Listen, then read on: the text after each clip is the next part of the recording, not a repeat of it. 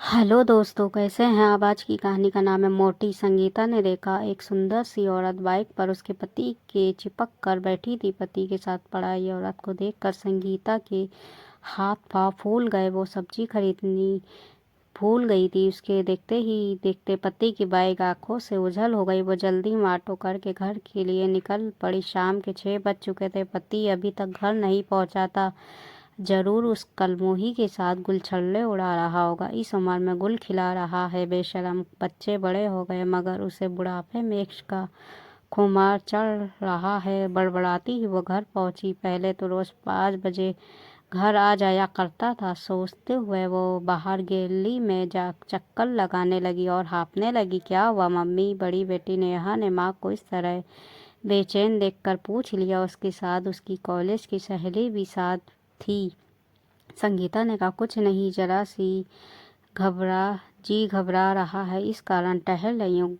घुमा करो mummy, exercise भी किया करो, कितनी मोटी हो। इतना कहकर नेहा अपने कमरे में चली गई। मोटी शब्द वैसे तो बच्चे बहुत बार संगीता के लिए इस्तेमाल कर लेते थे, मगर आज ये शब्द भी संगीता को बहुत बुरा लगा। ये वो अंदर कमरे में जाकर आईने के सामने खड़ी हो गई। उसने महसूस किया कि 38 साल की उम्र में वो 50 की लग रही है। वो कमर और पेट की चर्बी को दबा दबा कर देखने लगी। फूलते हुए गालों में भागती उम्र को तलाश करने लगी। वो सोचने लगी कितनी छरहरी थी जवानी में, मगर गृहस्थी और बच्चों को संभालते संभालते सारा सौंदर्य खो गया। इसलिए विनोद का मन भर गया। शायद उससे तभी तो वो सुंदरी को लेकर घूम रहा था। विनोद तो आज भी 45 की उम्र में हैंडसम और जवान दिखता है। फांस लिया उसने मेरे भोले वाले पति को। हे ईश्वर, अब क्या करूं। घबराहट में बीपी बढ़ने लगा तो जल्दी सी टैबलेट ली और अचानक ही कुछ कठोर निर्णय ले लिया। और फिर उसके चेहरे पर संतुष्टि के भाव आ गए। विनोद 8 बजे तक घर पहुंचा। संगीता ने उसे आभास भी नहीं होने दिया कि वो गुस्से में। फिर अगले दिन से तो वो घर के सभी मेंबर आश्चर्य में पागल ही हो गए। संगीता ने एक्सरसाइज शुरू कर दी थी। वो सुबह 4 बजे उठकर कपालभाति, प्राणायाम, सूर्य नमस्कार और भी वो सभी योगासन और एक्सरसाइज जो रात भर नेट पर खोज की थी, सभी को बारी बारी से कर रही थी। घंटे भर की जो जी तोड़ मेहनत के बाद वो पलंग पर आकर पसर गई। बेकार हुए शरीर को इतना ज़्यादा एक साथ काम में लेने के कारण शाम तक पूरा शरीर सूज कर फूल गया। बहुत तेज बुखार के कारण हॉस्पिटल में एडमिट कराना पड़ा। अब सभी घर वाले उसे डांट रहे थे कि क्या ज़रूरत थी एक साथ इतना सब करने की। बेचारी संगीता अब कहे भी तो क्या कहे, कैसे कहे कि इस घर में उसकी सौतन आने वाली है।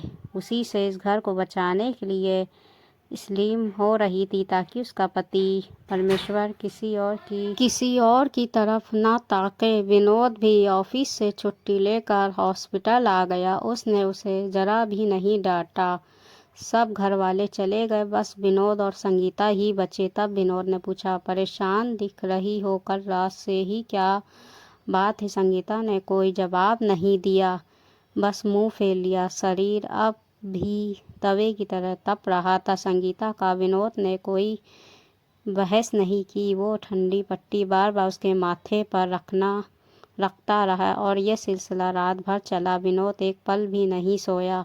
संगीता दर्द और बुखार में रात भर तपती रही। डॉक्टरों ने कहा कि इनका बीपी कंट्रोल नहीं हो रहा है। अगर यही हालत रही तो फेफड़ों और हार्ट को खतरा है। फिर सुबह वह सुंदर औरत भी उससे मिलने आई। उसे देखकर संगीता ने मुंह फेर लिया। विनोद ने परिचय करवाई। संगीता, इधर देखो, ये गरिमा दीदी, इनका कई बार तुम्हारे सामने जिक्र भी कर चुका हूँ। कल ही इनका ट्रांसफ़र मेरा ऑफिस में हुआ है। संगीता ये सुनकर शर्म के मारे जैसे धरती में समा गई। उफ, कितनी पागल और मूर्ख हूँ मैं। अपने देवता जैसे पति पर शक किया। उसने नज़र झुकाए हुए ही गरिमा दीदी से नमस्कार किया। फिर चमत्कार हुआ। अगले 10 मिनट में उसका बीपी नॉर्मल हो गया। बुखार उतर गया क्योंकि दवाई जो मिल गई थी। बस दर्द बचा था जो धीरे धीरे ठीक होने वाला था। शाम तक संगीता को छुट्टी मिल गई। वो घर आकर बार बार तुलसी माता के पौधे और देवी देवताओं से माफ़ी मांगती रही। संगीता रात को पति से बोली, माफ़ कर दो जी। विनोद बोला, किस बात की माफ़ी मांग रही हो? तब संगीता ने पति को सब कुछ बता दिया। बोली, पति मती मारी गई थी जो मैंने आप पर शक किया। विनोद ने प्यार से उसका हाथ पकड़कर कहा, पगली, मैंने कभी तुझे मोटापे का ताना मारा क्या? तू तो आज भी मेरी तितली है। वो शर्म कर बोली, जानती हूँ जी, आप कल रात एक पल भी नहीं सोए, पूरी रात मुझे संभालते रहे। विनोद सीरियस होकर बोला, तुझे कुछ हो जाता तो मैं पागल हो जाता, क्योंकि इस घर में सारी खुशियाँ तेरे मुस्कुराने से है। तू इस घर की लक्ष्मी है, तू इस घर की अन्नपूर्णा है,